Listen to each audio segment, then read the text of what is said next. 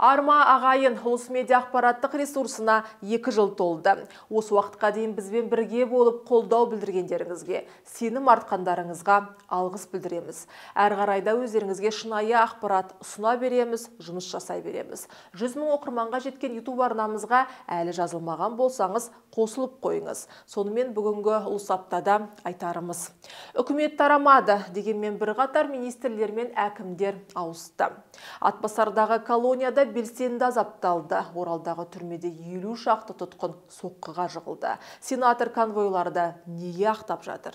Атышулы Деке Арман мен Қайрат Құдайбергеннің ісі сотқа жетті. Қанды қаңтардың негізгі ұйымдастырушыларын әлі таппады ма? Мектептер жаңа оқу жылына дайын болмай шықты. Оқушылар бірін-бірі таптап жатыр.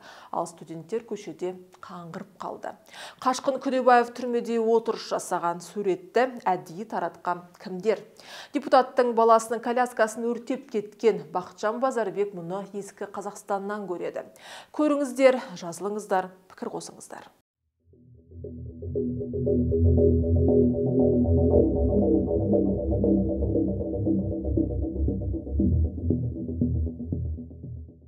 Президент Тоқаевтың халыққа жолдауынан кейін бірқатар министрлер мен әкімдер ауысты. Алайда премьер-министр Әлихан Смайылов орнын сақтап қалды. Басқа сенетін ешкім болмады ма, әлде расымен халықтың әлеуметтік жағдайын, ел экономикасын көтеретін мықты жоспары бар ма? Әйтеуір бұл Смайыловтың орынтағын өз қолымен Назарбаев бір сатыға жоғарлатып, басқаларға ескертіп кеткенін ұмытқан жоқпыз. Встань, иди сюда. Сдвиньтесь. Начиная от Хожемжарова, все на одно место.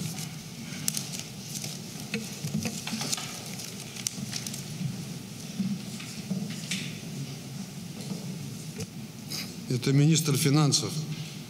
Поэтому у нас финансы хромают, что мы так относимся.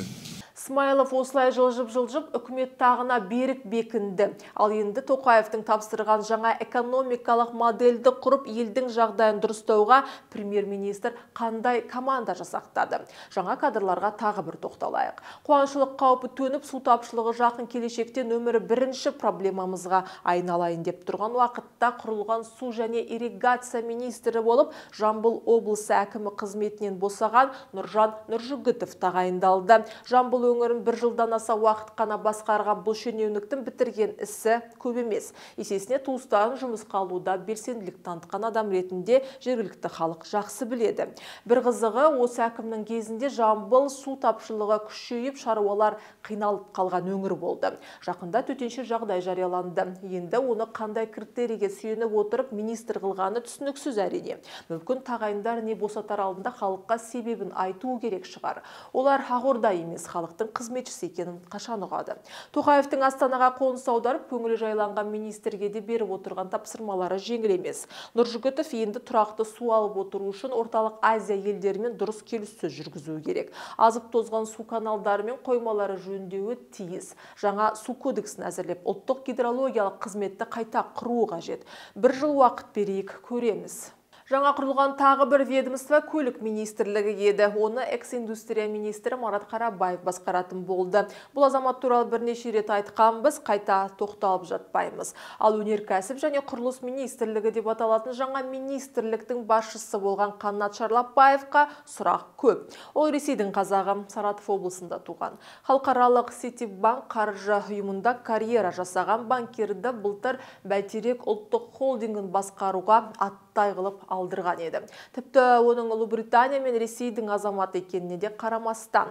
Әйтеуір кейін ұялғанынан әлде шарасыздықтан болар Ресей азаматтығынан бас тартты деген ақпарат шықты. Бірақ оған дәлел жоқ. Жалпы өз кадрларымыз қарқ қылмай Ресейден қашқандарды төбемізге көтеріп жатқанымыз өтірік емес. Мысалы, Freedom Finance басшысы Тимур Турлов Қазақстанға келе сала сенімге кіріп, ең бай және ең ықпалды қазақстандық атанып шыға келді. Қазақтың келешегі енді осылар шығар. Ал экология және табиғи ресурстар министрі болып Ерлан Нысанбаев тағайындалды. Тоқаевтың үмітін ақтай алмаған жас резервист Зүлфия Сүлейменова ақыры қызметінен кетті.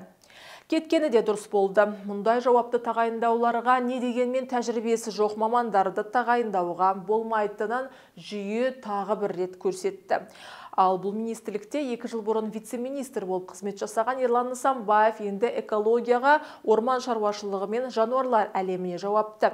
Геология мен су ресурстарынан арылған экология министрлігі енді шағым болып қалды. Нысанбаевтан біз нақты шешімдер мен экологиялық мәселелерді шешуде нақты қадамдар күтеміз.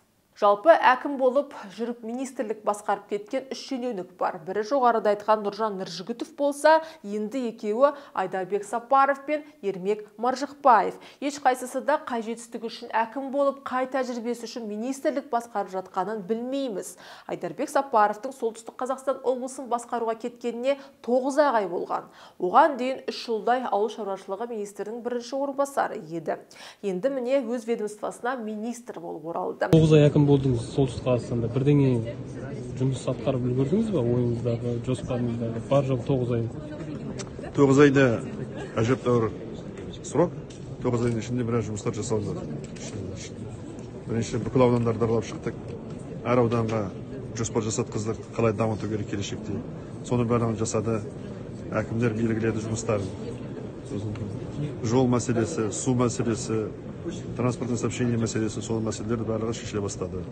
Сондықтан мен ойлаймын, келешек әкім әрмен қарай сол жұмыстарды жалғастырады. Тоқтап тұрған үйлер, істелінбеген жағдайлар, оның барлығы істеліп жатыр.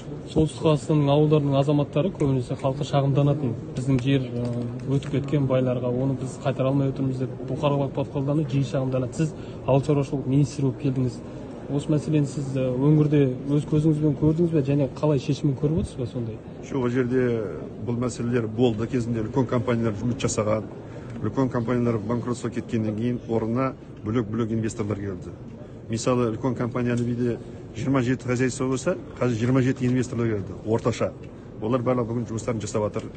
Пайларын таратып беріп жатыр. Енді сұрақтар бар. Ол енді шешіліп, сот арқылы шешілетін мәселелер. Ал ауыл шаруашылығы министрлігін бірнеше жыл басқарған Ербол Қарашөкеевті Тоқаев Жамбыл облысына әкім етіп аттандырды. Бәлкім Нұржігітов шеше алмаған проблемаларды сол шешіп, өңірдің ауыл шаруашылығы бойынша потенциалын қайта көтереді деп сенген шығар. Сонымен бірге 3 жыл бойы Ақмола облысын басқарған Ермек Маржықпаев жаңа құрылған туризм және спорт министрі болып тағайындалды. Мәжіліс депутаттары мәселе көтерді. Көлсай көліне бейберекет құрылыс салынып кеткен, әбден ластанып жатыр. Бірде-бір дәретхана жоқ деп.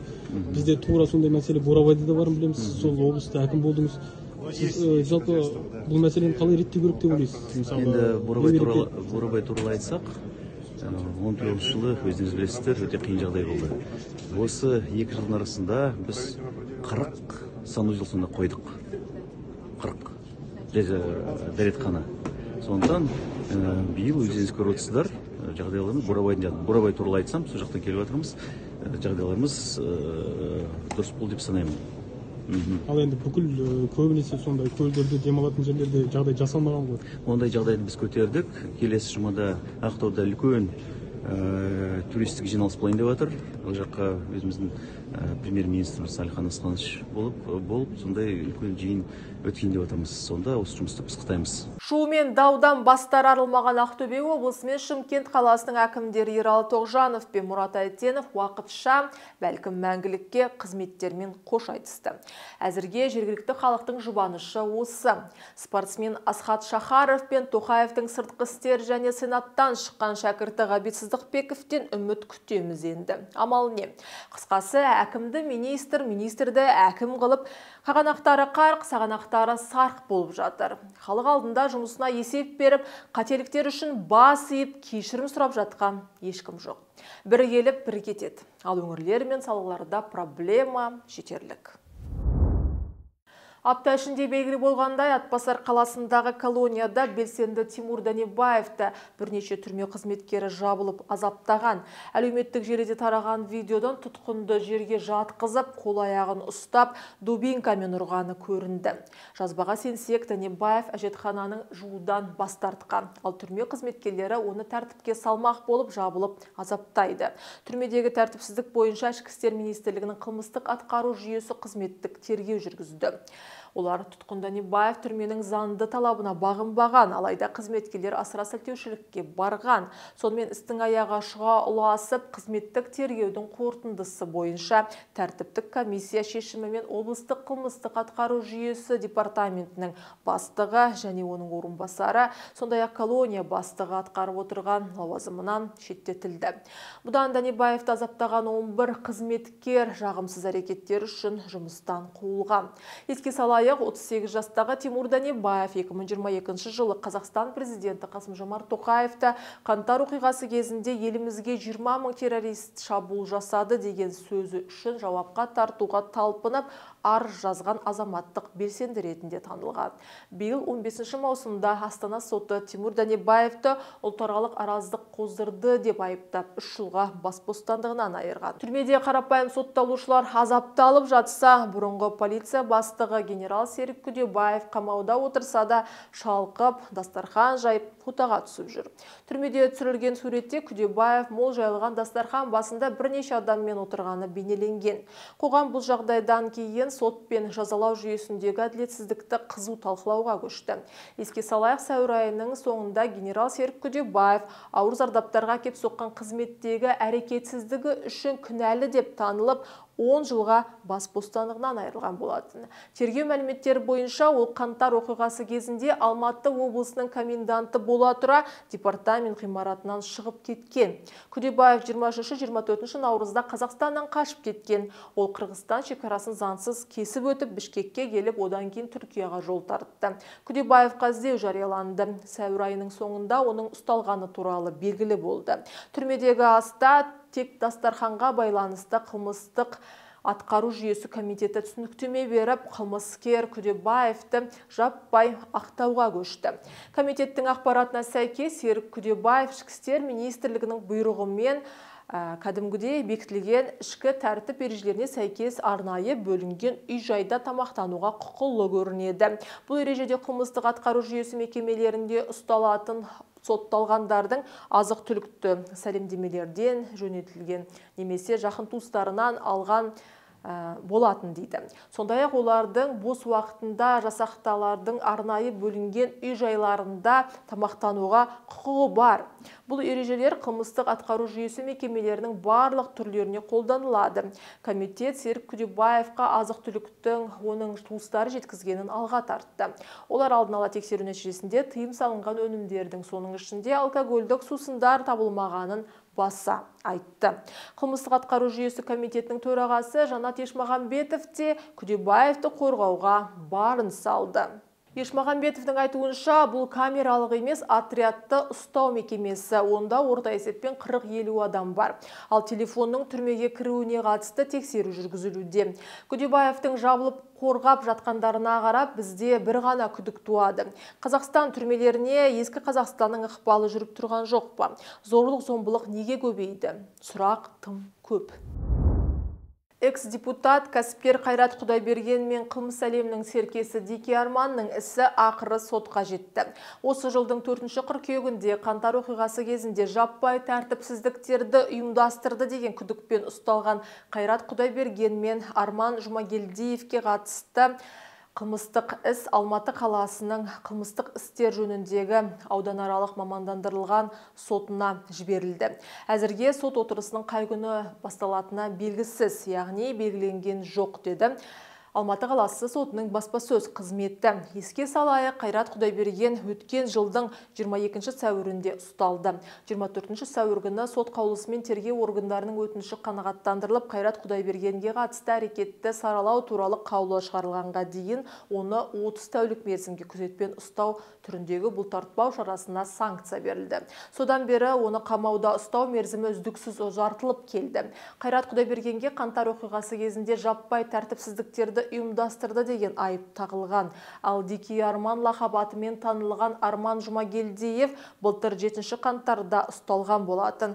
Кейін бас прокуратура Дики Арманның ұлттық қауіпсіздік комитетінің тергеу изоляторында отырғанын мәлімдеді. Содан бері оны қамауда ұстау мерзімі сан мәрте ұзартылып келді. Бізге қызығы осы екі азаматтың ісінің сотқа дейін өте ұзақ тергелгені. Сонда Арман Жұмагелдиев пен Қайрат Құдайберген сотталған Кәрім Мәсімовпен бірге қанттардың негізгі фигуранты болмақ па?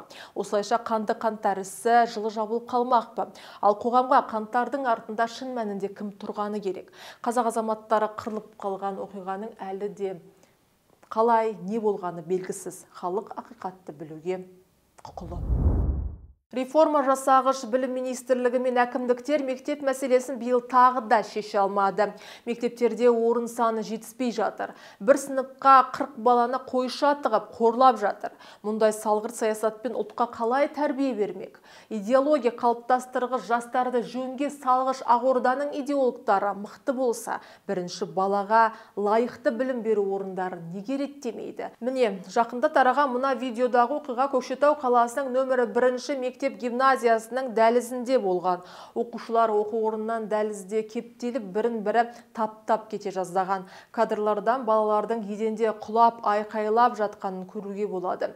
Шағымдаған ата-аналардың сөзінше, мұнда бірінші балалар мектеп алдында жиналады екен, содан кейін бір ғана есігі ашылып, қаумалаған оқушы түгел ішке қарай кептеледі.